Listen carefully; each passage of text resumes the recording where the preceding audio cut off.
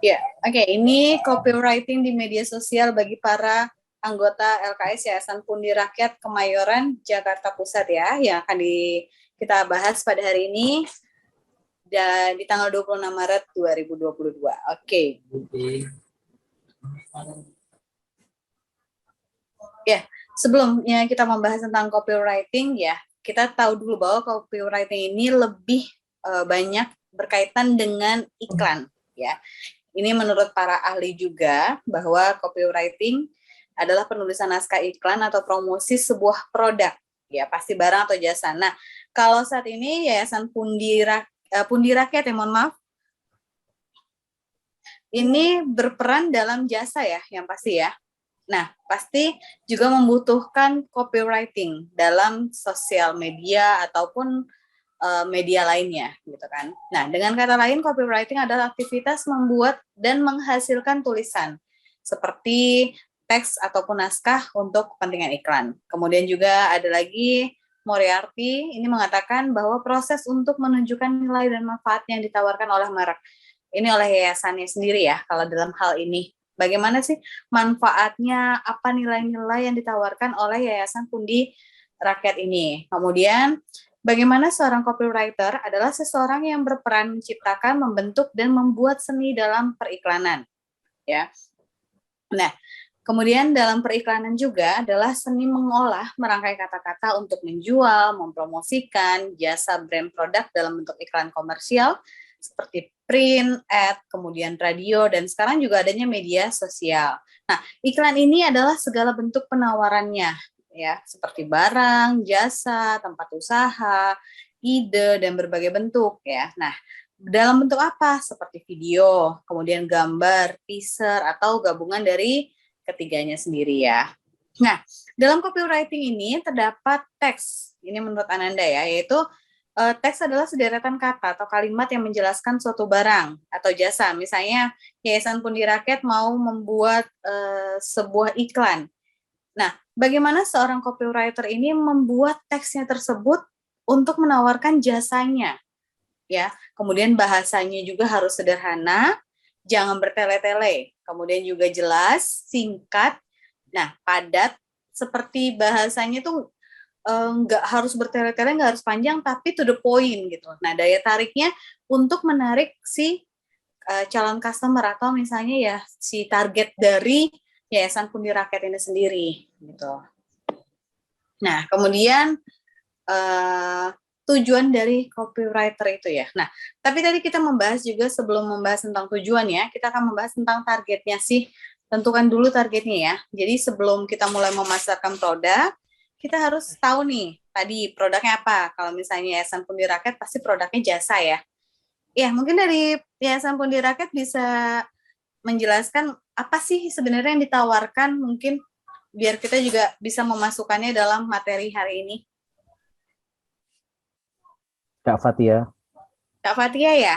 Iya, Kak Fatia. Kan boleh dijelaskan Kak, kan di sini kita apa ya namanya belajar, sama-sama belajar bagaimana sih teknik copywriter di media sosial. Nah, kami juga ingin mengetahui sebenarnya apa saja produk, barang, atau jasa yang memang ditawarkan oleh Yayasan Pundi Rakyat di sosial media memang yang untuk targetnya ini sendiri gitu. Boleh Kak Fatia?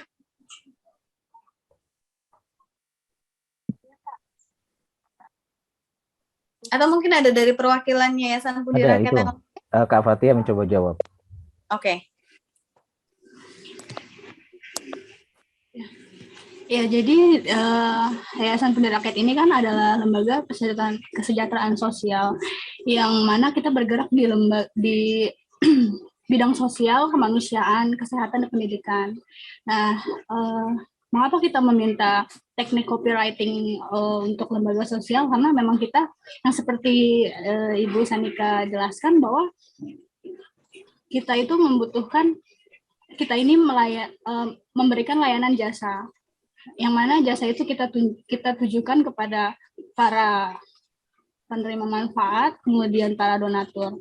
Nah, copywriting yang kita lakukan di sini adalah untuk menarik minat para donatur untuk berdonasi melalui program-program yang Pundi Rakyat sajikan. Kurang lebih seperti itu, Kak. Oke, baik. Terima kasih, Kak. Jadi kita Berarti ada peserta dari yang bertugas memang untuk pengelolaan media sosial, ada Kak Miku dan Kak Ala. Mungkin lebih jelasnya bisa disampaikan, Kak. Ya, jadi kalau misalnya pemaparan ini sih lebih enak kalau saya, jadi ada interaktif antara kami dari dosen-dosen, kemudian juga dari mahasiswa dan juga dari dari Yayasan Pundi Rakyat, supaya memang implementasinya langsung gitu loh. Misalnya dari kami sebagai dosen kan ini kami lebih banyak ke teori atau mungkin memang praktik, tapi praktik di lapangannya kan adalah dari Yayasan Pundi Rakyat gitu. Maksudnya biar langsung implementasinya bagaimana di lapangan nanti gitu. Tadi ada Kak Miku. Iya, silakan Kak. Lepas nih. Oh, ada. Mana Kak Mikunya? Kak Miku ya? Iya. Nah, ini yang biasa seorang copywriter-nya ini Kak Miku berarti ya, yang memang di Yayasan Pundi Rakyat yang bertugas sebagai copywriter. Kak Miku ya, Kak? Bagaimana, Kak, selama ini, Kak? Jadi kalau misalnya di Pundi Rakyat sendiri, di medsosnya itu, memang saya menceritakan ketika program ya, kan kita ada yang, kalau misalnya yang bikin konten itu Kak Ala, tapi kalau saya yang membuat narasi ketika program gitu. Jadi saya menceritakan bagaimana program itu dijalankan, penerima manfaatnya berapa banyak kayak gitu Kak. Terus penerima manfaatnya itu siapa aja, seperti itu mungkin. Oke. Misalnya ya. Kalau misalnya seperti kemarin ada yang penerima manfaat khusus di lain kita, itu juga kita menceritakan bagaimana latar belakangnya dia dan ada donatur yang tahu gitu, dan si penerima manfaat ini memang wajib sih, memang layak gitu menerima bantuan dari kita, seperti itu sih. Baik, jadi tadi kan kalau misalnya kita mau belajari bahwa apa saja sih yang di-share, bisa naskah, kemudian dokumentasi. Nah, mungkin tadi kayak video apa saja sih yang sudah dilakukan Yayasan Pundi Rakyat kepada para misalnya dari donatur yang disampaikan kepada penerima donaturnya sendiri ya. Seperti itu ya, Kak ya. Nah, kemudian juga kita kan tadi sudah tahu nih, berarti apa saja yang akan diberikan kepada si donatur gitu ya, tujuannya apa. Nah, tujuan dari copywriter itu di sini adalah dapur dari periklanan yang mempunyai peran dalam menciptakan karya kampanye iklan. Nah, tadi Kak Miku ini dia sebagai seorang copywriter memiliki peran. Bagaimana sih apa saja yang akan disampaikan oleh Kak Miku dalam sosial medianya sendiri? Apa saja karya-karya atau mungkin program-program yang sudah dibuat oleh Yayasan Pundi Rakyat yang memang menarik, yang memang ditujukan kepada penerimanya. Seperti itu ya, Kak ya. Baik berdasarkan tulisan naskah, video, mungkin juga dengan bentuk gambar-gambar. Nah, tujuannya sendiri ini adalah membentuk perilaku pembeli. Dalam hal ini pembelinya adalah si donatur ya, maksudnya si customer ya, memang mereka, sasaran mereka ini seperti apa. Kemudian terpenuhinya pesan penjualan. Bagaimana terpenuhinya pesan penjualan? Maksudnya adalah Kak Miku ini sebagai seorang copywriter di Yayasan Pundi Rakyat ini memiliki pesan untuk menyampaikan bahwa Yayasan Pundi Rakyat memiliki program kepada penerima donatur. Nah, ini bagaimana sih Kak Miku membuat konten tersebut gitu kan, kemudian membuat atau membujuk konsumen. Di sini konsumen adalah donatur agar tertarik dengan produk yang disampaikan gitu kan. Nah, tugas copywriter juga menghasilkan teks yang menarik. Nah, tadi yang disampaikan oleh Kak Miku, saya membuat narasi, saya membuat cerita atau mungkin saya mendokumentasikan itu disampaikan kepada donatur untuk tetap menyimak iklan tersebut hingga selesai. Jadi bagaimana menarik itu menarik, jangan sampai iklannya ini baru melihat tapi tidak tertarik karena memang bahasanya kurang baik, kemudian juga penyajiannya kalau misalnya dia memakai video atau gambar ini kurang menarik. Jadi awalnya saja mereka sudah tidak interest gitu loh. Nah, bagaimana seorang copywriter ini menarik agar misalnya iklannya tadi yang ada selama 5 menit atau mungkin selama 2 menit gitu. Ini tetap disampaikan, tetap dilihat oleh si donatur tadi gitu loh. Itu yang harus disampaikan, itu yang harus dilakukan oleh si Kak Miku atau mungkin rekan-rekan dari Pundi Rakyat yang lainnya. Nah, lalu ketika iklan tersebut membangkitkan emosi, ya kan? Akhirnya donatur tadi, oh iya benar, berarti saya harus berbagi nih kepada para penerimanya melalui si Yayasan Pundi Rakyat tersebut gitu kan. Nah, ini perannya tadi ya, menciptakan strategi kalimat yang baik, menjangkau perasaan audiens, apalagi ini berkaitan dengan donasi ya. Ini pasti kan harus membangkitkan, tidak hanya simpati. Kalau simpati kan ibarat kata, oh ada anak-anak yang memang membutuhkan, oh ada masyarakat yang memang membutuhkan donasi dari saya, itu hanya empati, hanya simpati. Tapi bagaimana seorang copywriter ini menarik empatinya, jadi tidak hanya bersimpati, tapi juga empati. Oke, saya akan memberikan dana kepada Yayasan Pundi Rakyat yang akan disampaikan kepada penerimanya gitu. Kemudian menciptakan visual dalam kalimat iklan. Itu tadi ya perannya sendiri. Nah, kemudian setelah tadi kita akan menggali informasi nih. Tadi ya, sudah. Nah, sebenarnya kalau misalnya kita bahas, sebagai seorang copywriter ini juga harus memiliki open-minded ya. Jadi sebelum kita membahas unsur copywriting-nya, kita akan membahas tentang apa saja yang dibutuhkan kita menjadi seorang copywriting ya, kita atau copywriter. Nah, itu apa? Harus open-minded, terbuka pikiran kita ya. Setelah tadi kita mengetahui jenis produk, target market kita siapa, kemudian bahasa yang cocok, selanjutnya kita harus menempatkan diri sebagai orang yang menjadi target produk tersebut. Jadi si Kak Miku kan tadi udah nih, dia udah tahu nih sasarannya siapa, kemudian produknya apa, kemudian bahasanya apa. Nah, si Kak Miku juga harus coba berperan sebagai si donatur. Kira-kira kalau saya melihat iklan ini, saya tertarik atau tidak? Gitu. Jadi menempatkan diri, tidak hanya sebagai si copywriter, tapi juga sebagai si calon customer dari Yayasan Pundi Rakyat tersebut ya. Misalkan ditargetkan untuk donasi tadi, hal apa saja sih yang kira-kira membuat si donatur tadi tertarik gitu kan? Terus hal apa yang membuat nggak mau donasi? Itu harus dilihat gitu loh. Jadi harus menempatkan diri sebagai calon dari customer-nya Kak Miku tadi gitu ya. Kemudian juga kita dari Yayasan Pundi Rakyat atau mungkin kita sebagai copywriter ini bisa menempatkan diri sebagai target market sehingga kita ini berpikiran luas ya, kemudian juga efektif untuk membuat kopi yang lebih menarik dan juga persuasif bagi si customer itu tadi. Jadi selain kita mengetahui target, kemudian kita juga mengetahui bahasanya ya, kemudian kita tahu produknya, kita juga harus menempatkan diri. Itu yang paling penting dalam sebagai seorang copywriter. Nah, kemudian unsur-unsur copywriting ini apa saja? Kan? Kalau unsurnya ini ada tipografi ya, di mana beberapa unsurnya itu tipografi ada huruf Romain, kemudian juga huruf Egyptian, kemudian huruf sans serif, kemudian huruf miscellaneous, kemudian huruf script. Ini ada beberapa, bentar ya, saya ini tentang huruf-hurufnya ini sendiri. Ya. Kalau tipografi itu apa sih? Yaitu huruf yang ilmu yang mempelajari tentang huruf. Ya, jadi dari seni memilih jenis huruf dari ratusan jumlah rancangan, biasanya ada ya.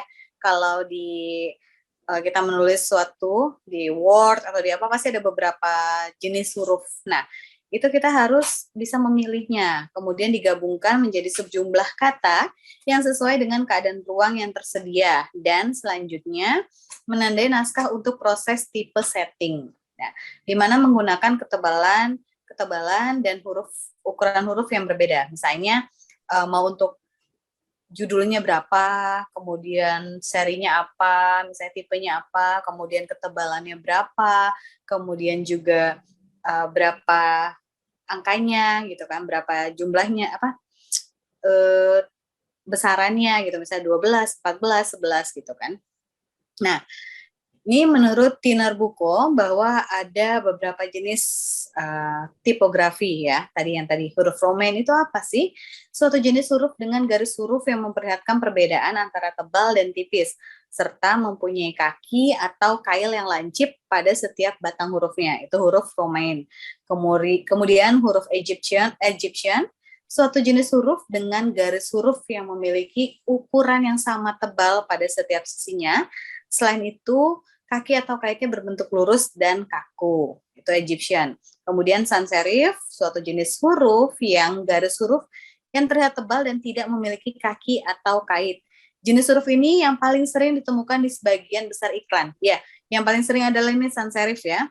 Jadi dia itu suatu jenis huruf dengan garis huruf yang terlihat tebal dan tidak memiliki kaki atau kait. Kemudian huruf miscellaneous adalah suatu jenis huruf yang lebih mendepankan nilai hias dibandingkan nilai komunikasinya, atau dengan kata lain, huruf ini lebih mementingkan aspek dekoratif dan ornamental. Jadi ini lebih bernilai seni.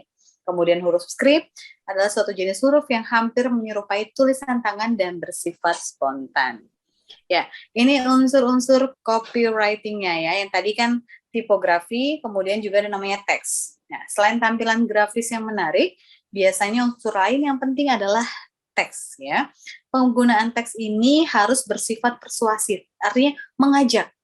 Oh, oke, saya bagaimana dengan adanya teks ini mengajak si donatur untuk memberikan donasi, seperti itu ya.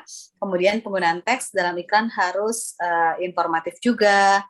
Informasi nih, berisi informasi apa saja sih program-programnya, apa saja yang sudah dilaksanakan, kemudian mungkin juga bagaimana Yayasan Pundi Rakyat ini berdiri, kemudian programnya apa, kemudian apa capaiannya, itu bisa disampaikan ya.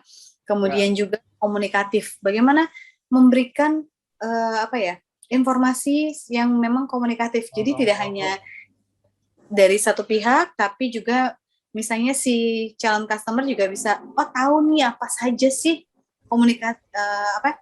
yang sudah ada gitu kan. Nah, bagian teks ini bersifat headline, itu judul, kemudian juga subheadline, body copy atau naskah isi, closing word kata penutup. Nah, headline itu apa? Ya kan? Adalah teks yang letaknya paling atas pada sebuah iklan. Nah, ini headline ini yang biasanya menarik gitu loh. Jangan membuat headline terlalu bertele-tele. Kalau bisa membuat headline yang memang to the point, yang memang menarik. Itu yang jadi benar-benar menjadi acuan itu dari headline gitu kan. Jadi kalau misalnya headline-nya saja sudah tidak menarik, orang pasti akan enggan untuk membacanya. Nah, kalau misalnya headline-nya sudah menarik, ini akan si pembaca atau si penerima pesan kita akan tertarik dengan apa sih yang disampaikan gitu loh. Nah, jadi bahasanya kalau bisa ya selain lugas, kemudian juga bahasanya singkat, jangan bertele-tele, yang pasti juga ya kalau bisa dikatakan boleh hiperbola atau misalnya melebih-lebihkan sih nggak masalah gitu. Biasa kan kalau misalnya kita baca berita pasti ada tuh ya headline-nya apa gitu kan, itu menarik kita, padahal mungkin dalamnya nggak terlalu seperti itu gitu, tapi tidak masalah gitu kan. Nah, kemudian juga subheadline, ini subjudul ya, dapat juga disebut dengan kalimat peralihan ya, dari tadi judulnya, kemudian masuk ke kalimat pembuka atau body copy. Ini subheadline. Subheadline merupakan kelanjutan dari headline yang menjelaskan makna atau arti dari headline yang biasanya memiliki karakter yang lebih panjang. Ya, kalau untuk sub headline ini lebih panjang dari headline-nya. Kemudian ada pun yang membedakan antara keduanya, yaitu sub headline biasanya menggunakan ukuran font yang lebih kecil. Ya, kalau headline-nya tadi kan besar, misalnya dia lebih 16 atau berapa. Kemudian dibandingkan dengan headline ditambah mengubah warna teks tersebut. Nah, kemudian adalah body copy. Ini suatu bagian untuk menerangkan atau menjelaskan secara jelas mengenai iklan tersebut, apa yang ingin disampaikan. Isi teks yang bagus dan kreatif mampu membuat pembaca penasaran, sekaligus memiliki daya tarik agar pembaca mau membaca secara keseluruhan. Tadi setelah headline, sub-headline, kemudian body copy. Ini yang akan menjelaskan, gitu, menerangkan secara detail mengenai apa yang ingin disampaikan. Tapi tetap dengan bahasa yang menarik, ya. Kemudian untuk iklan, biasanya body copy menampilkan nilai positif dari produk. Secara kreatif, bagian body copy dapat dikombinasikan dengan gambar berbagai bentuk. Nah, yang terakhir adalah closing word. Ini adalah kalimat yang pendek, namun jelas, singkat, dan juga jernih. Ini seperti kesimpulan dari iklan tersebut. Jadi, dengan ada closing word ini, kita jadi tahu nih, oh, si donaturnya mau nggak sih pakai produk kita. Ini adalah biasanya mengarahkan si pembaca untuk membuat keputusan. Closing word ini dapat berisi alamat, kemudian info penjualan, info produk. Jadi kalau misalnya tadi mereka tertarik, mereka tahu nih, oh menghubunginya kemana ya. Kemudian bagaimana ya cara saya untuk berdonasi. Ini sudah ada di closing word-nya itu ya. Kemudian rumus copywriting ini sendiri, kata bersifat menyegerakan, menarik perhatian, kemudian membangun image positif, efektif, dan efisien. Nah, ini untuk rumusnya ya, pasti segera. Kira-kira pasti kata-katanya yang memang menarik. Kemudian membangun image positif ya, pasti ya, positif dari si Yayasan Pundi Rakyat. Kemudian efektif dan efisien, tidak bertele-tele. Kemudian elemen penting sebuah copywriting. Ini sendiri ada beberapa elemen pentingnya. Ya, attention, perhatian. Ya, iklan harus dibuat menarik perhatian audiens. Copy yang kita buat harus mampu menangkap perhatian pembaca. 3 elemen yang pasti harus diperhatikan agar menarik perhatiannya ini adalah gambar, kalimat-kalimat pembuka, serta judul atau headline yang menggunakan huruf tebal atau bold untuk menampilkan kata-kata yang menjual. Misalnya nih, diskon, gratis, lain-lain nih, attention, perhatian. Tapi kalau misalnya ke Yayasan Pundi Rakyat, menurut Kak Miko, apa sih yang bisa kalau misalnya kita membuat di barang atau barang yang lain kan pasti ada oh iya, diskon, gratis. Nah, kalau misalnya untuk donasi, kira-kira menurut Kak Miku, apa sih yang ini Kak, dari Yayasan Pundi Rakyat mungkin ada nggak? Yang memang menarik nih, perhatian si donasi. Kalau misalnya masyarakat kan biasanya iklannya gratis, diskon, ini kan menarik nih. Nah, kalau misalnya di sini Kak, biasanya menggunakan apa Kak untuk menariknya? Kita biasanya pakai patungan sedekah, Kak. Jadi berapapun yang donat, kita ngebuka itu mulai dari 10.000 atau 20.000 gitu. Jadi nggak mesti cuman orang yang mampu doang nih yang bisa untuk Oke, kita pakainya itu Kak. Jadi kita punya ininya Oke. Berarti di sini adalah bahwa kata-kata yang menarik segala sesuatunya ini dapat donasinya ini tidak hanya bisa untuk orang yang memiliki ya Kak ya. Jadi siapapun bisa berdonasi gitu loh. Jadi sedekah. Programnya itu adalah program untuk siapapun, tidak hanya untuk orang yang memiliki dana lebih, tapi setidaknya orang yang berkeinginan saja ini sudah bisa berdonasi ya Kak. Seperti itu ya Kak ya. Pensiun ya Kak. Nah, kemudian interest, minat ya. Setelah membuat perhatian konsumen, ya tadi sudah, oh iya, saya nih memiliki dana segini, keterbatasan dana, tapi saya bisa saya mau nih berdonasi. Nah, kemudian konsumen tertarik dengan produknya. Oh, ternyata tidak hanya besaran dana yang besar gitu. Ada program nih, misalnya Rp10.000 saya bisa berdonasi, ya kan? Sedekah kan tidak melihat dari jumlah ya Kak ya. Jadi oh ada programnya, maka dari itu yang tadi melihat menarik perhatian konsumen agar konsumen mempunyai rasa ingin tahu secara lebih rinci mengenai produk tersebut. Minat, setelah tadi menarik perhatian, kemudian menarik minatnya. Kemudian desire atau keinginan, dalam tahap ini kita akan membuat calon sangat-sangat menginginkan produk yang kita iklankan. Tadi ya, oh ternyata Rp10.000 ini bisa berdonasi. Jadi mereka tertarik, ingin, oke gimana ya caranya. Nah, kebutuhan atau keinginan calon konsumen untuk menggunakan produk juga harus dibangkitkan. Kemudian conviction atau rasa percaya dapat memberi keyakinan kepada calon konsumen atau donaturnya tadi untuk menimbulkan rasa percaya mereka. Kan maaf kata ya, terkadang kita banyakkan berdonasi ini sekarang ada beberapa oknum yang memanfaatkan dari donasi ini sendiri ya.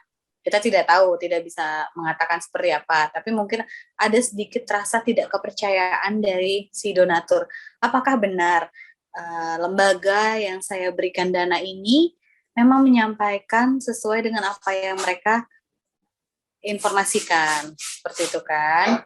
Kemudian juga action, tindakan. Nah, setelah mereka menarik perhatian, minat, keinginan, rasa percaya, lalu langsung melakukan tindakan. Oke, saya akan berdonasi. Ya, jadi mempengaruhi si calon konsumen untuk melakukan tindakan sebagaimana yang diharapkan atau diinginkan dari iklan tersebut, yaitu mengajak atau membujuk calon konsumen untuk mengambil tindakan pembelian dengan memilih atau menggunakan kata seperti ayo, beli, dapatkan, gunakan, atau misalnya mari bergabung gitu. Kak, kalau misalnya dari Yayasan Donasi Pundi Rakyat ini yang paling sulit elemen-elemennya ini sendiri apa Kak menurut Kakak? Yang paling susah di sini ya, apakah ada rasa tidak kepercayaan sendiri Kak? Pernah nggak Kak ngalamin? Enggak Karena kan sih, memang, soalnya kalau misalnya iya gimana Kak?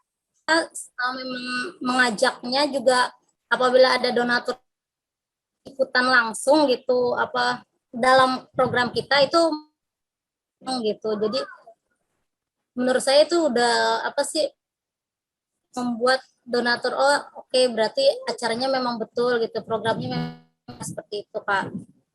Iya, berarti memang Terus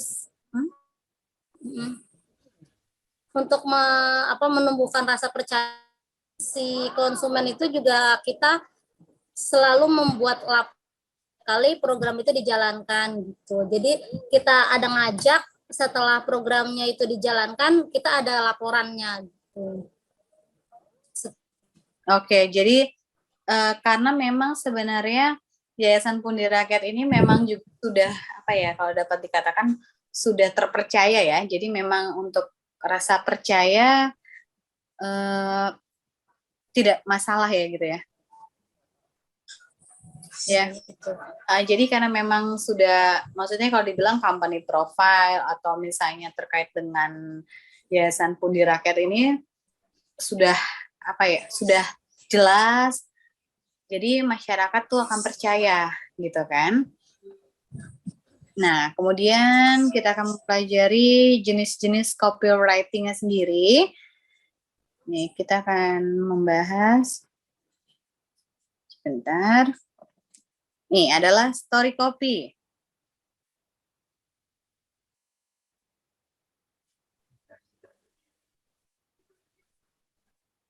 Sebentar.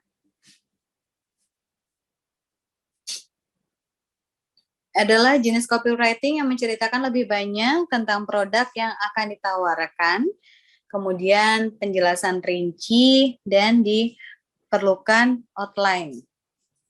Nah, ini kita akan lihat materinya.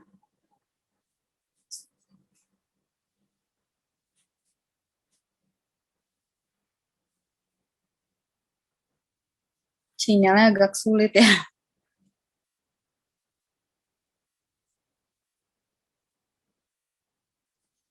Story copy, kemudian juga ada You and Me copy. Ini adalah jenis copywriting yang mengharuskan Anda menuliskan iklan dan promosi seakan-akan Anda hanya bicara dengan satu orang saja. Kemudian sehingga orang yang dimaksud merasa lebih spesial dan dipahami karena bahasa yang digunakan lebih intim dan lebih intens ya. Itu tadi kalau misalnya kita pelajari, tadi naik ke atas, story copy ya. Kita akan membahas tentang story copy terlebih dahulu. Nah, ini adalah copywriting yang lebih menekankan pada penjelasan mengenai produk Anda secara rinci. Kemudian mulai dari kelebihan dan juga manfaatnya bagi pembaca atau calon pembeli Anda. Kemudian tips ketika Anda membuat story copy adalah buatlah terlebih dahulu outline atau kerangka tulisan dari sebuah story Anda. Ini berguna agar Anda tidak blank atau kehabisan ide untuk melanjutkan cerita dari produk Anda. Jadi outline-nya dulu ya untuk story copy. Ini secara rinci harus outline, jadi nggak blank, nggak kemana-mana, nggak melebar kemana-mana. Kemudian contoh outline-nya nih, misalnya produk shampoo, ya seperti apa? Keresahan customer, gimana sih?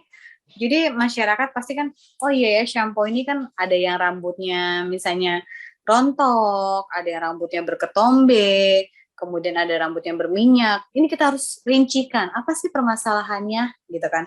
Keresahan dari si customer kita, kemudian definisi produk shampoo kita, sebut saja sampo ketompleng misalnya ya, misalnya kan karena ketombe gitu kan. Kemudian manfaat jika memakai shampoo tersebut, kemudian mengurai rambut rontok, terus kemudian bagaimana membuat rambut berkilau, kemudian bagaimana merontokkan ketombe, kemudian rambut lurus anti lepek. Nah itu kita buat nih outline-nya, kemudian jelaskan juga bahan shampoo kita tadi dari produk sejenis. Jadi membandingkan tapi tidak membandingkan secara ini ya. Jangan kalau misalnya kita membuat suatu iklan, ini jangan menyebutkan merek kompetitor kita, itu tidak boleh sama sekali, gitu kan. Dari outline tersebut, Anda bisa membuat story copy yang jelas dan terstruktur dari produk yang Anda pasarkan. Tentunya semakin lengkap outline-nya, maka semakin jelas pula story atau cerita dari produk Anda. Itu ya, tadi tentang story copy. Jadi ini harus dibuat outline karena jenis ini adalah jenis yang paling terperinci, yang paling rinci gitu. Kemudian You and Me copy. Nah, jenis copy ini lebih menekankan kepada gaya bahasa. Seperti namanya, You and Me copy ini berperan seperti Anda sebagai copywriter berbicara langsung dengan customer Anda. Kemudian juga dengan You and Me membuat tulisan menjadi lebih intim dan juga lebih intens ya.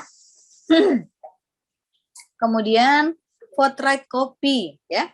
Dalam jenis ini Anda harus menuliskan kekurangan dari produk yang Anda pasarkan tadi.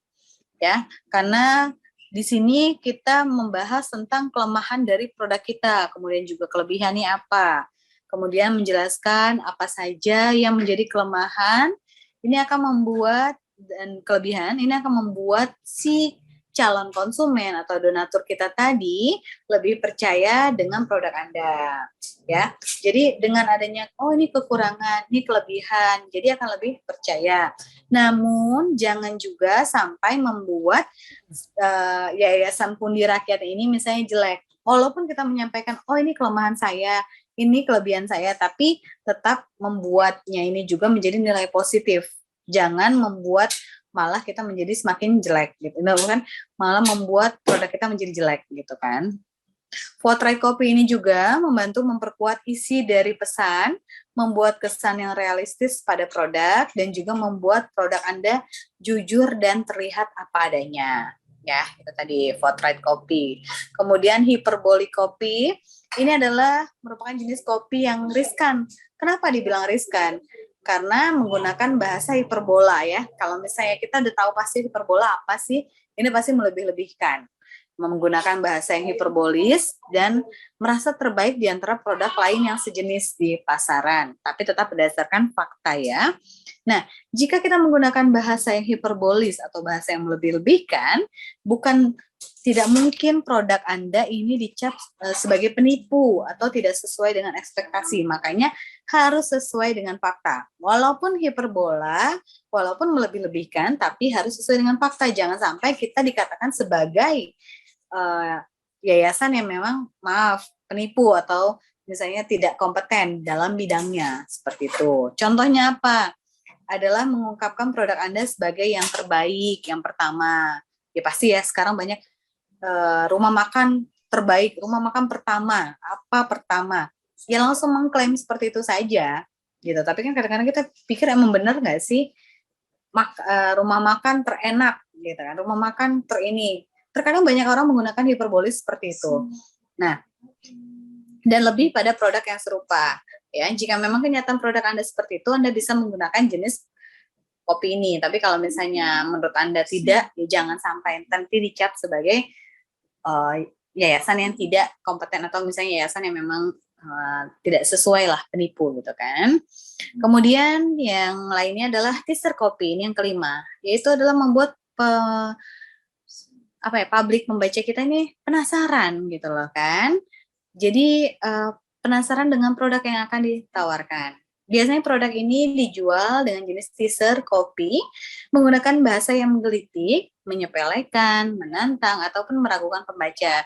Sehingga membuat pembaca menarik dan membuat pembaca penasaran ingin mengetahui apa dari kelanjutan produk Anda sendiri. Ini teaser kopi ya, jadi membuat tertarik walaupun bahasanya tidak terlalu tidak terlalu menohok, tapi bisa lebih kata-kata yang lebih ringan gitu kan, menantang atau meragukan. Nah, perlu diingat bahwasannya copywriting yang baik adalah copywriting yang tidak menjatuhkan produk yang sejenis. Apalagi menyebutkan merek, ini nggak boleh. Ya, dalam membuat iklan nggak boleh menyebutkan merek lain atau menjelekkan merek lain. Kompetitor itu nggak boleh banget ya. Mungkin kalau misalnya kita ngomong, iya, yayasan kami lebih baik dibandingkan dengan yayasan lainnya. Tapi jangan sampai sebutkan yayasan A atau yayasan B, ya. Kemudian, karena bukan tidak mungkin pembaca akan memandang bisnis Anda ini jelek karena merendahkan produk orang lain atau yayasan orang lain, ya. Kemudian utamakan kejujuran dan fakta dengan bumbu-bumbu manis produk yang akan Anda jual atau promosikan dengan teknik penulisan copywriting yang baik. Nah, ini ada beberapa jenis copywriting. Jadi kalau misalnya nanti Yayasan Pundi Rakyat mau menggunakan, silahkan bisa pilih. Mau pakai teaser kah, mau pakai copy hiperbolik kah, kemudian juga mau forthright kah, you and me copy kah, ataukah yang tadi yang lebih terperinci, ya.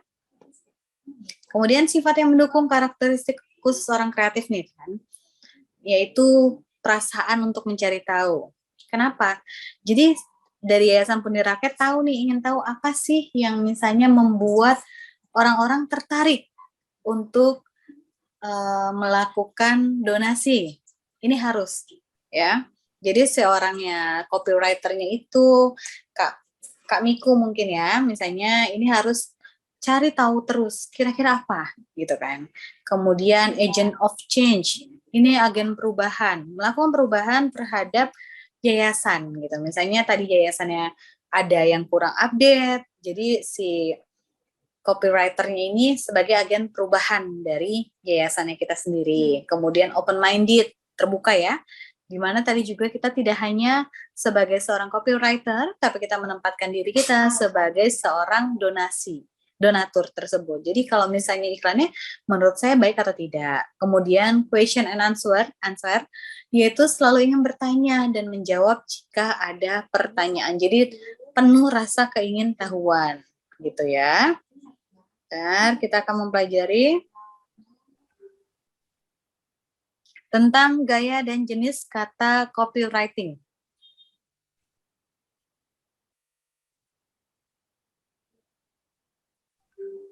Oke, sebentar.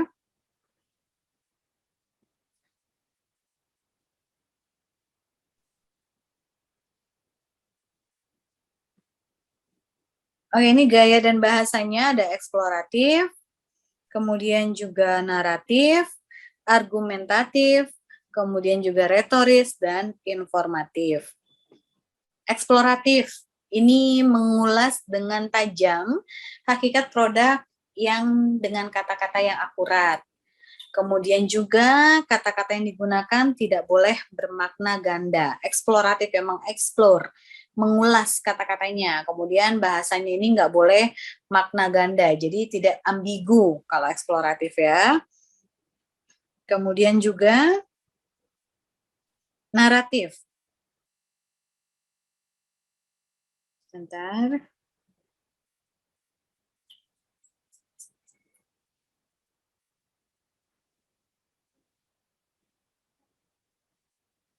Menguraikan produk dalam bentuk cerita.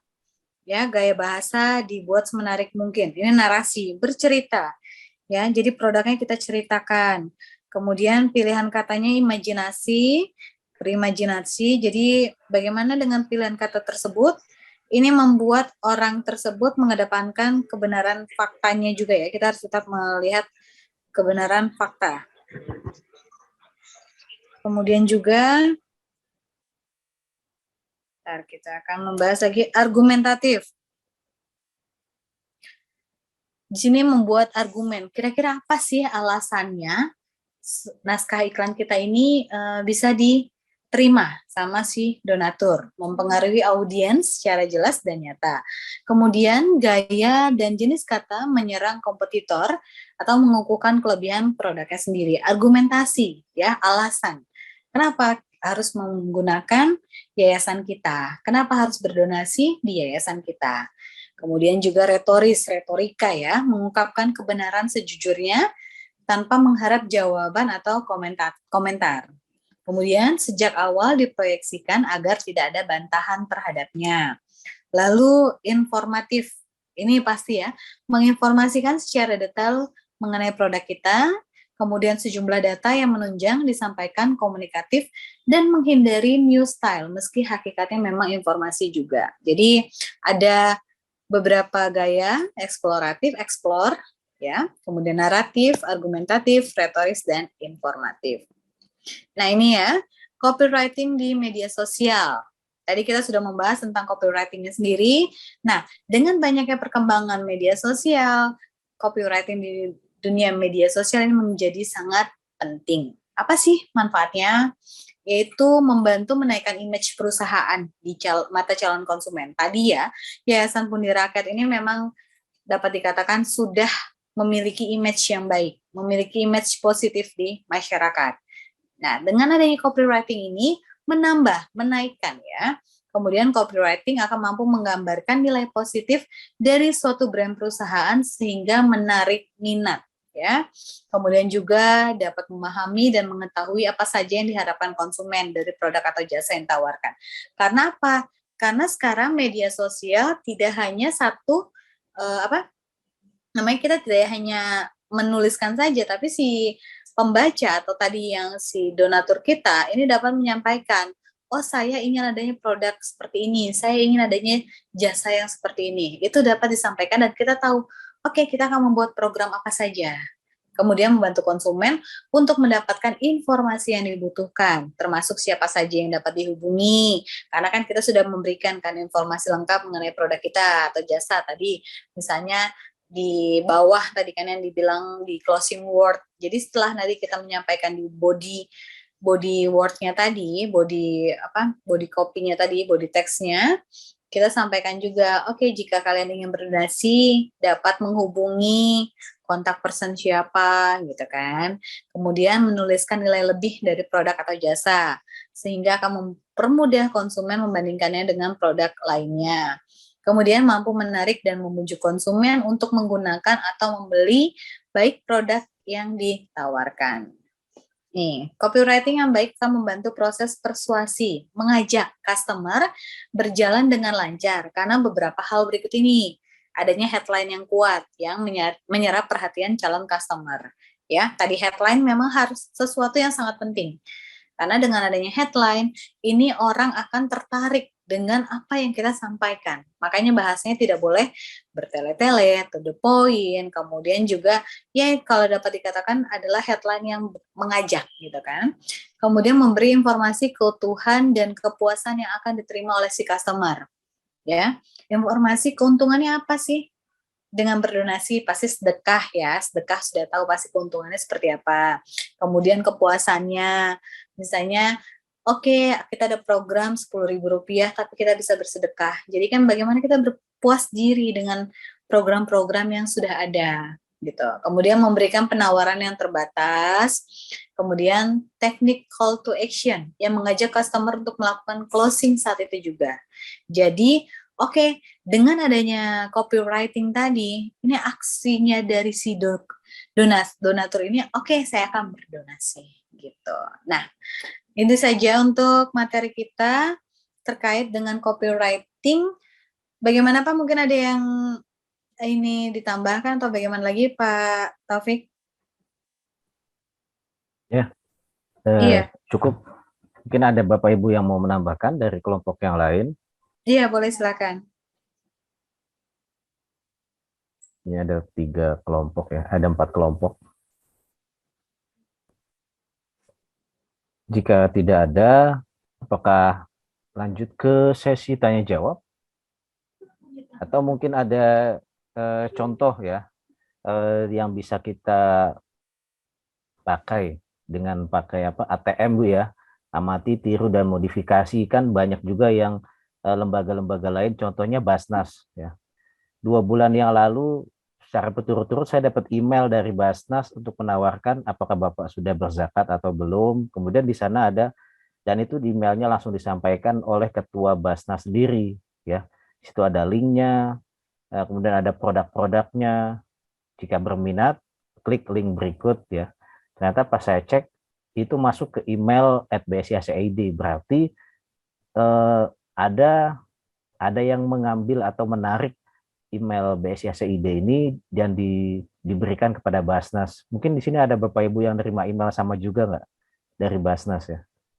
Nah saya cek, ada email dari Basnas nih untuk menawarkan agar bersedia berzakat, mengeluarkan zakatnya. Kemudian nanti di situ ada informasi bahwa dengan kita mengeluarkan zakat bisa memperkecil nilai pajak ya, pajak penghasilan kita gitu. Ya, di situ ada uraiannya seperti itu. Jadi kalau kita mengeluarkan zakat melalui badan amil yang resmi, nah di situ menariknya adalah PPN kita, penghasilan kita akan PPH ya, maaf, PPH kita akan diperkecil, dikurangi seperti itu. Dan pastinya ada syarat-syaratnya melalui badan amil zakat yang terdaftar, kemudian banknya sudah divalidasi oleh bank, seperti itu. Ya, jadi kan lumayan ya kalau pajak PPH kita besar, kalau kita bayar sendiri ya, misalnya kita punya usaha, dengan kita melakukan bayar zakat, nah maka akan dipotong gitu, seperti itu. Itu yang saya contohkan, saya terima kemarin 2 bulan berturut-turut saya nerima email itu gitu. Kedengeran nggak suara saya? Dengar Pak. Ya, ya seperti itu yang saya alami, yang saya dapat email dari Basnas, karena kan ini sesuai dengan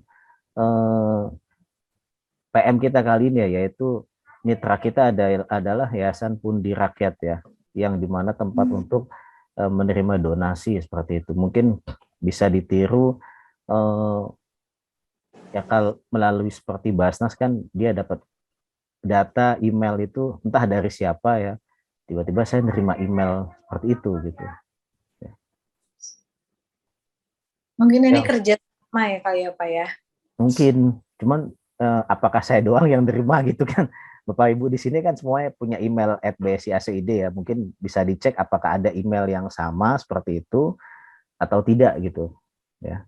Kalau ada, kalau memang itu dikasih resmi dari pihak BSI, ya berarti semua karyawan akan nerima tuh di emailnya penawaran untuk menyalurkan zakatnya gitu ya melalui Basnas seperti itu. Ya. Coba saya belum cek sih Pak. Ini belum cek ya Bu. Ya silakan Bapak Ibu yang lain mungkin bisa memberikan contoh daripada copywriting ya yang lain pada pertemuan pengabdian masyarakat kali ini.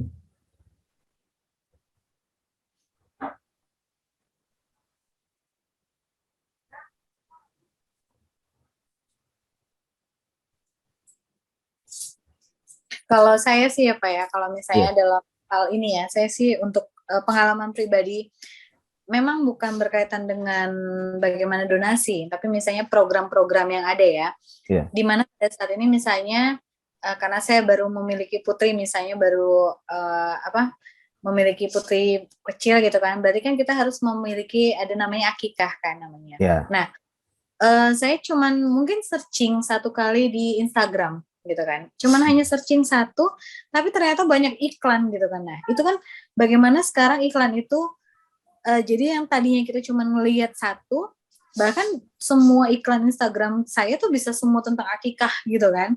Nah, di mana semua akikah ini menawarkan produk-produk yang memang menarik, maksud saya. Misalnya ada promo gitu loh. Jadi bagaimana sekarang ya kalau dapat dikatakan kita dalam melakukan copywriting atau melakukan iklan ini biasanya memang bekerja sama Pak gitu loh. Jadi ada ads tadi kan, ads yang di medsos itu kan ads kan. Jadi misalnya kita beriklan di bukan Google Ads ya, Instagram Ads, berarti dia termasuk ke website kita. Nah itu harus up to date ke sana sih gitu loh maksud saya. Kemudian juga bagaimana kita membuat sebuah iklan itu misalnya ada gratis ini, gratis itu, padahal pas kita klik ternyata itu ada syarat dan ketentuannya gitu. Nah, bagaimana beriklan itu ya memang tidak, yang saya katakan tidak banyak kan, tidak terlalu di depannya itu kata-katanya memang menarik, pas di belakang ternyata ada minimal banyak sekarang yang menggunakan bahasa marketing yang kalau dikatakan tuh ya maaf ya, misalnya kayak kita lihat sekarang GoPay, OVO, diskon cashback 90% ya maksimal, tapi ternyata ada 10.000. Kan kita kalau misalnya kita mikir kok diskon 90% tapi maksimal. Nah, itu bahasa-bahasa marketing yang memang sekarang kalau dikatakan ada ya dibatasi Bu ya. Gitu. Jadi mungkin kita heran ya. Diskon sampai cashback 90%, tapi maksimalnya 10.000. Gitu kan. Ya, banyak yang kayak gini lah sekarang. Up to date yang tidak mengerti gitu. Mungkin Bapak Ibu yang lainnya ada yang ingin coba berbagi juga? Monggo Bapak Ibu, silahkan. Dari kelompoknya Pak Rais nih. Ditunggu Pak. Mungkin Bu Lili yang lebih senior Bu.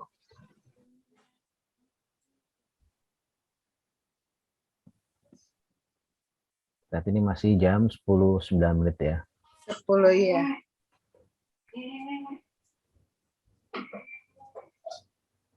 Atau kita langsung sampaikan ke pihak Yayasan Pundi Rakyat, Kak Fatia atau Kak Niku, mungkin ada yang yang perlu ditanyakan atau dari peserta yang lain.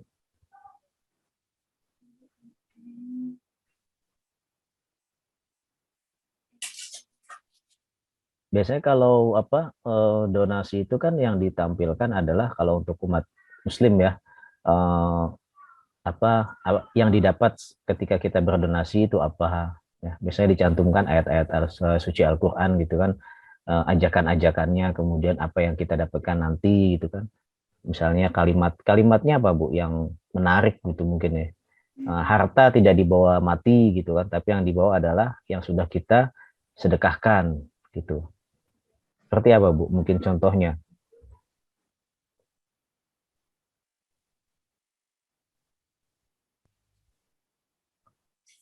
Bu Sanika Sembiring mungkin bisa membuatkan. pasti pernah melihat ya Pak, misalnya kalau terkait dengan donasi tersebut, biasanya misalnya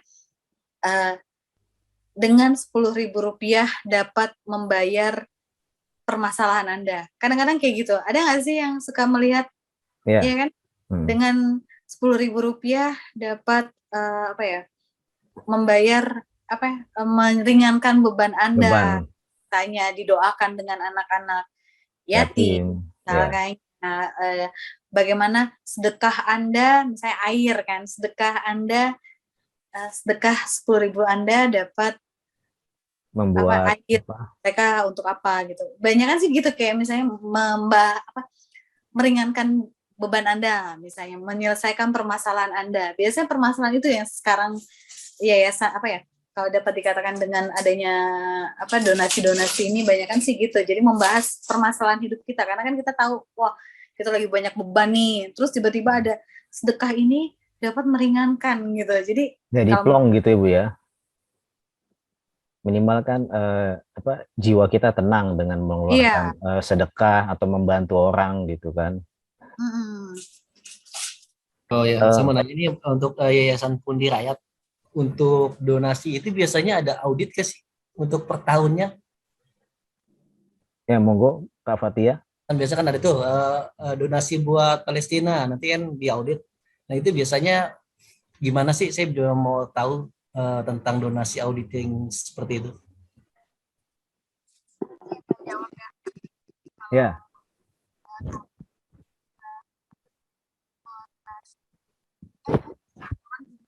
Atau frame setelah maksimal H+1 kegiatan. Namun untuk transparansinya itu kita juga membuat laporan keuangan Pak Bu. Oke Bu. Jadi donasi yang masuk berapa, kemudian donasi yang kita keluarkan berapa, dan sisanya defisit. Jadi ada laporannya Bu ya? Nah, laporannya ini kita sampaikan dalam bentuk buletin setiap bulan dan setiap akhir tahun. Oke, siap. Terima kasih banyak Bu. Ya.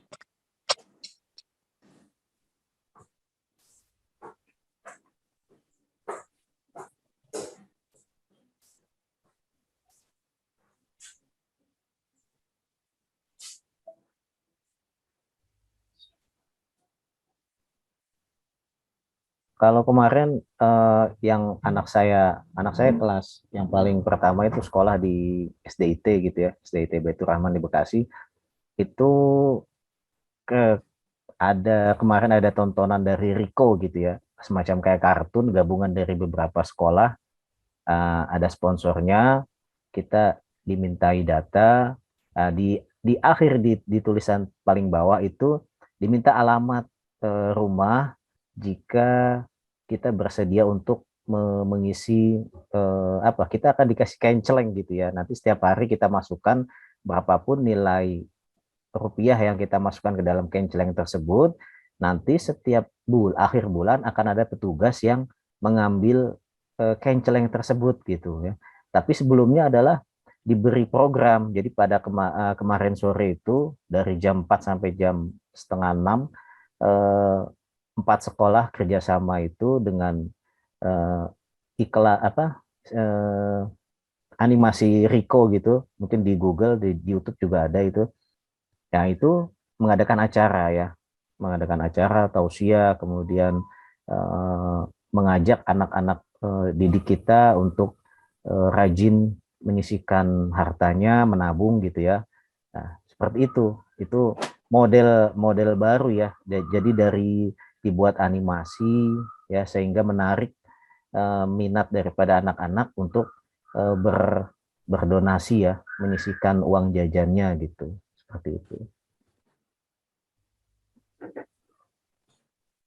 Menarik ya Pak ya, di Yayasan Pundi Rakyat juga kita ada program Pak. Iya, namanya berseri, berbagi 1.000 setiap hari. Memang kan eranya digital ya. Iya.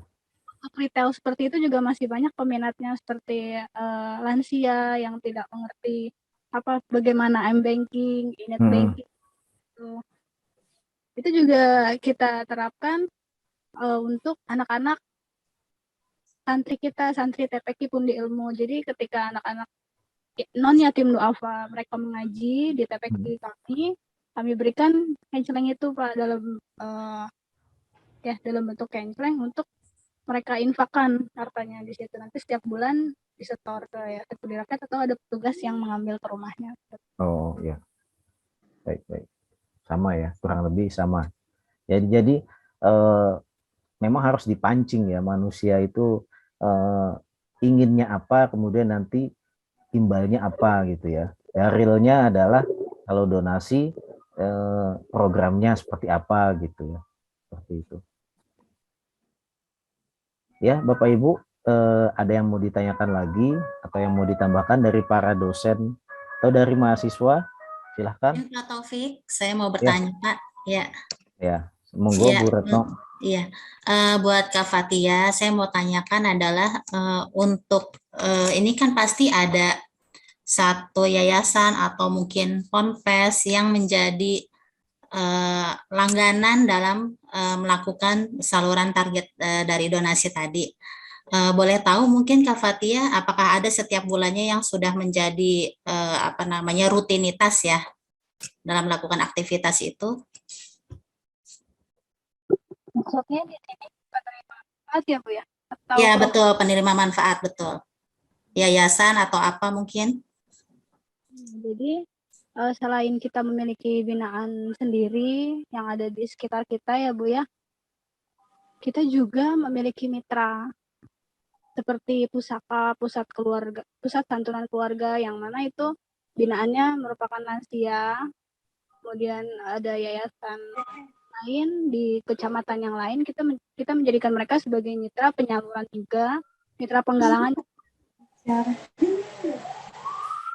Untuk program kerjasamanya itu kita bisa berupa penghimpunan dan penyaluran. Yang tadi saya bilang kita menggalang di beberapa tempat kita menggalang, di beberapa mitra juga kita menyalurkan seperti santunan setiap bulannya, kemudian pemberian makanan tambahan untuk gizi anak-anak yatim dan duafa itu.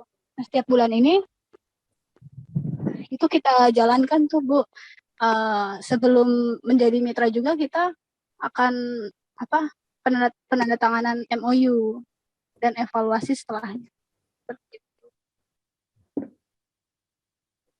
Oke, Kak Fatia, terima kasih. Ya, terima kasih Kak Fatia atas penjelasannya. Mudah-mudahan membantu pertanyaan dari Bu Retno Budiastuti. Ya, silakan. Mungkin ada yang lain lagi.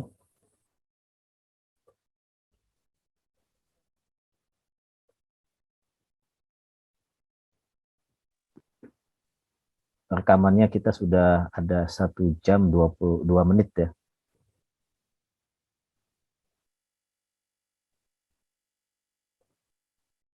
Bagaimana Bu Sanika Sembiring, ada yang mau disampaikan lagi? Udah sih Pak, mungkin lebih ke ini aja ya, kalau misalnya dapat dikatakan ada nggak sih permasalahan atau misalnya kendala dalam melakukan copywriting beriklan di media sosial dari Yayasan Pundi Rakyat gitu kan, karena memang apalagi kan yayasan ini nggak 1-2 ya. Bagaimana sih memang kendala-kendalanya yang dialami gitu oleh Yayasan Pundi Rakyat, terus kemudian strateginya biasanya apa gitu. Maksudnya kan pasti tadi dikatakan ada yang misalnya dalam beriklan memberikan informasi apa. Nah, dalam Yayasan Pundi Rakyat ini sendiri punya punya ciri khusus nggak, ciri khas gitu dibandingkan dengan yang lain? Kenapa orang mau ke Pundi Rakyat gitu? Ya, silakan Kak Fatia. Mungkin bisa diutarakan. Apa yang membuat masyarakat percaya gitu untuk mendonasikan hartanya ke Pundi Rakyat itu ya, Bu Sanika? Iya, maksudnya kan karena kan nggak 1-2 ya. Nah, bagaimana juga misalnya kalau misalnya ada kendala, jadi dosen-dosen di sini kan juga bisa membantu. Oke, ternyata kendala ini bagaimana caranya gitu maksudnya. Ya, jadi baru aja 2 bulan atau sebulan yang lalu kita menyampaikan survei kepuasan donatur. Jadi kita di situ mensurvei apa yang membuat donatur kembali berdonasi, apa yang membuat donatur ingin berdonasi ke Yayasan Fundira Rakyat. Jadi, dan jawabannya menarik gitu, beragam. Salah satunya adalah karena Yayasan Fundira Rakyat adalah lembaga yang terpercaya, amanah, dan transparan gitu. Kemudian yang kedua, kemudahan donasi dalam berbagai cara. Jadi dalam kita menggalang dana itu melalui digital, ada juga retail.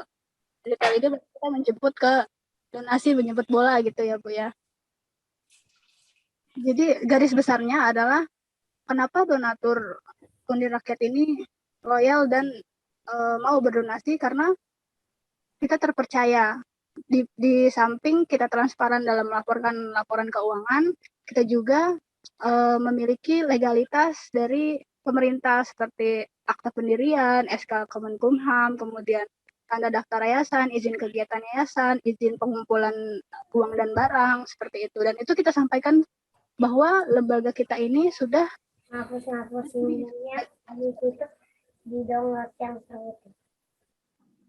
kendalanya ini mungkin menimbulkan loyalitas donatur ya Bu ya. Karena ada orang yang memang semangat sedekahnya tidak setiap bulan, tidak setiap hari, tidak terus-menerus ingin sedekah gitu. Nah, itu yang kita agak kesulitan, karena untuk menimbulkan loyalitas donatur itu gimana gitu loh Bu.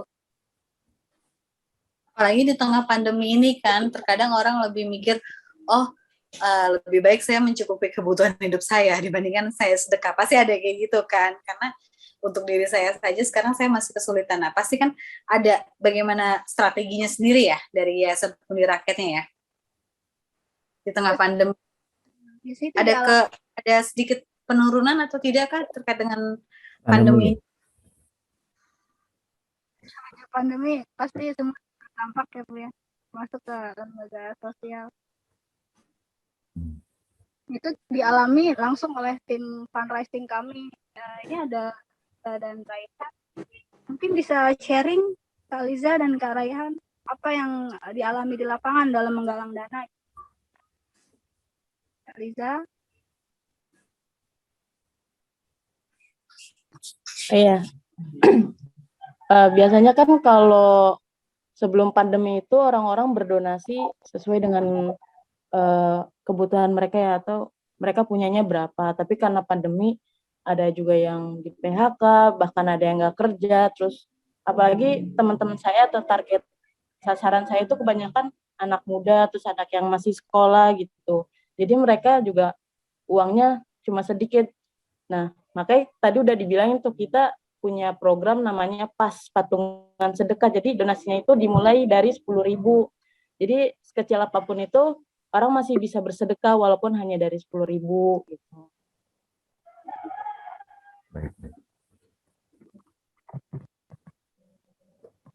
Ya, pengumpulan yang diterima itu bentuknya hanya apa?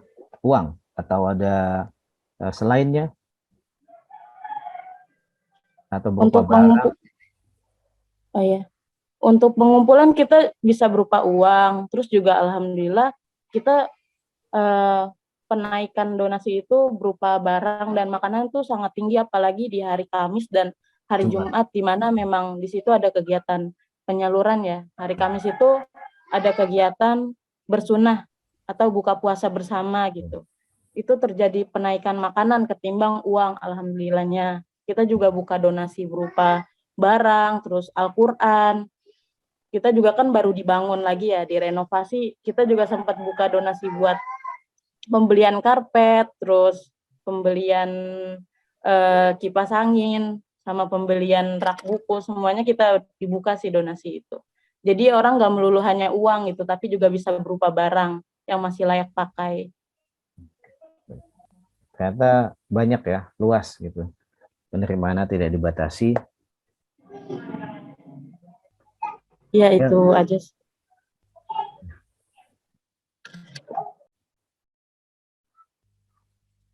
Ya, terima kasih atas penjelasannya dari Kak Liza. Ya, sama-sama Kak. Ya, Bu Sonika, jika sudah penyampaiannya sudah selesai, Selanjutnya, apakah bisa kita lanjut dengan apa tadi tanya jawab udah ya, penyampaian dan penambahan juga sudah dari beberapa dosen. Bapak Ibu dosen ada yang mau disampaikan lagi atau tidak? Jika tidak, kita lanjut ke pengisian kuesioner ya. Gimana Bu? Pak? Pak Roy? Pak Nyoman? Kemudian Bu siapa lagi? Bu Heni? Pak Jeffrey? Pak Rais? Hadir, Pak. Ya. Kita lanjut aja ya ke pembagian link kuesioner. Lanjut, Pak. Pak. Ya. Jadi satu pertanyaan saya kepada pihak LKS Undi Rakyat, apakah ada penambahan wawasan, pengetahuan tentang teknik copywriting ya, yang sebelumnya mungkin sudah, kemudian ditambahkan materi dari Bu Sanika sendiri, bertambah dan makin paham ya. Tadi saya lihat dari materi-materinya, untuk menuliskan sebuah kalimat saja ditentukan apa jenis fontnya, benar ya Bu ya? Jenis fontnya itu tidak bisa kita menggunakan Times New Roman ya Bu ya, karena tidak menarik Times New Roman, apalagi apa tuh yang biasanya kalau kita buka Microsoft Word, nah itu Arial tuh jangan ya, jangan menggunakan jenis font tersebut ya. Jadi bisa menggunakan jenis font yang sudah disarankan atau disampaikan oleh Bu Sanika Sembiring. Itu juga dari penelitian Bu ya, tadi saya lihat dari penelitiannya siapa tahun 2000 atau 2008 gitu ya.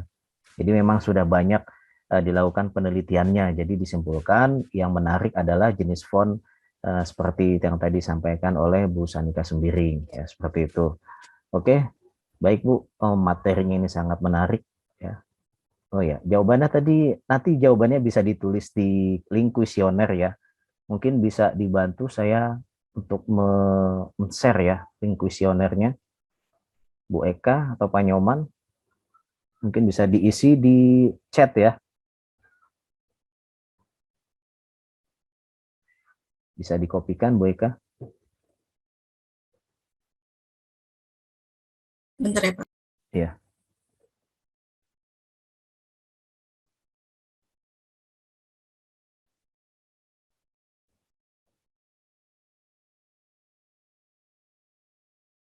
Ya, Bapak Ibu dosen, apa yang harus disampaikan? Apa saya ada yang kurang atau bagaimana? Untuk nanti ini kebutuhan kita dokumentasi daripada PM. Nanti ini kan direkam ya, direkod. Nanti saya kasihkan hasil rekodnya dari aplikasi Zoom, dan juga saya menggunakan aplikasi Camtasia, ada 2. Nanti saya akan share ke grup. Silakan dipilih menggunakan yang mau pakai yang mana. Pastinya akan besar ya hasilnya, tapi saya convert dulu ke file yang lebih kecil, nanti bisa diupload ke channel YouTube masing-masing atau ngikut ke link saya kalau itu di laporannya menyertakan laporan untuk video. Tapi jika tidak, ya tidak usah digunakan gitu ya. Ya, Bapak Ibu atau kakak semua yang ada di Yayasan Pundi Rakyat, di sini sudah ada chatnya, di chat sudah ada link kuesioner PM klaster 3, mohon diklik dan diisi. Di situ diantaranya ada email ya, kemudian ada usia, ada nama ya, kemudian diisi ya, diisi semuanya. Misalnya di situ jumlahnya ada berapa. Oh ya, nanti untuk peserta hadir ini bagaimana Pak Nyoman? Apa dari pihak yayasan atau dibuatkan sendiri? Kan di situ dibutuhkan nama lengkap yang minimal ya. Biasanya dari pihak yayasan ya Pak, yayasan untuk peserta hadirnya ditandatangan dikirim ke kita gitu ya? Iya, jangan ditandatangan, hanya namanya aja dah. Oh, namanya aja ya. Iya. Kak siapa tuh? Kak Fatia nanti. Hanya checklist hadir aja Pak. Iya. Yang penting sih ada kop surat dari yayasannya aja. Ya. Nanti Kak Fatia minta tolong dibuatkan daftar peserta yang sudah hadir ya. Kemudian dengan ada kop suratnya juga Kak ya.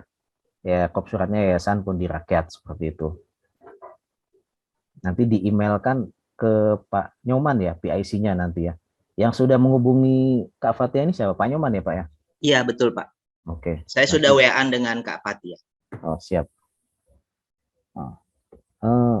Sudah diisi para peserta daripada Yayasan Pundi Rakyat?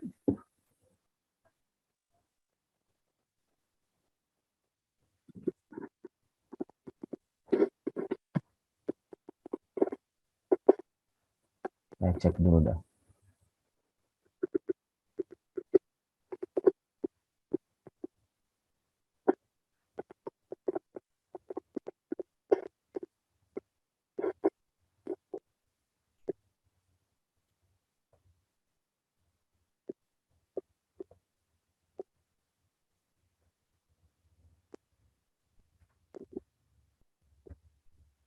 Oke, untuk pengisian link kuesioner ini mungkin bisa di-save ya linknya oleh pihak Yayasan Pundi Rakyat, Yayasan Pundi Rakyat, dan tolong diisi semuanya peserta yang hadir, tidak terbatas, misalnya lebih dari yang hadir, yang tidak hadir pun mungkin bisa, akan tetapi tolong disesuaikan dengan jumlah hadir nanti ketika diketik ya, seperti itu, Kak Fatia ya.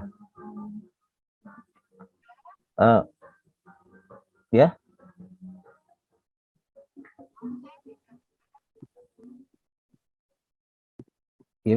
Ini tadi kan ada link kuesioner.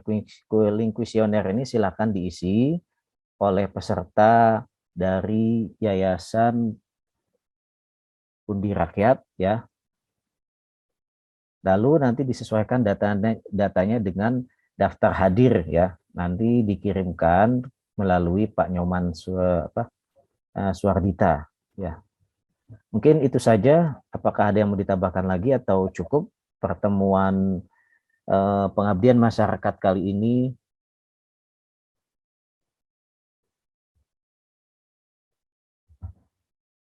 Kak Fatia atau dari pihak Yayasan Pundi Rakyat ada yang mau disampaikan? Cukup ya. Baik. Terima kasih Bapak Ibu pembicara, Bu Sanika Sembiring, Bapak Ibu Ketua yang lain pada pengabdian masyarakat kali ini telah hadir, dan kepada mahasiswa juga yang sudah menyempatkan hadir. Terima kasih. Nanti mahasiswa akan mendapatkan sertifikat ya. Nanti diberikan kepada kelompok, dan nanti Bapak Ibu dosen yang memberikan kepada mahasiswanya, seperti itu. Untuk Yayasan Pundi Rakyat juga saya ucapkan terima kasih banyak sudah hadir. Tadi lebih dahulu jam 8 kurang ya, itu sudah pada hadir. Mohon maaf jika dalam penyampaian saya dan dari Dinas Sarana Informatika ini ada yang salah, mohon dimaafkan. Akhir kata, salam sehat semuanya, semoga kita diberikan sehat, dimudahkan hajatnya, ya semuanya. Assalamualaikum warahmatullahi wabarakatuh. Waalaikumsalam. Terima kasih Pak Taufik. Terima Ya, kasih, sama Pak. Pak. Fatia, Yayasan Pundi. Terima kasih semuanya. Terima Ya. kasih. Terima kasih untuk semuanya dari yayasan, dari dosen dan mahasiswa. Terima kasih untuk keikutsertaannya. Ya.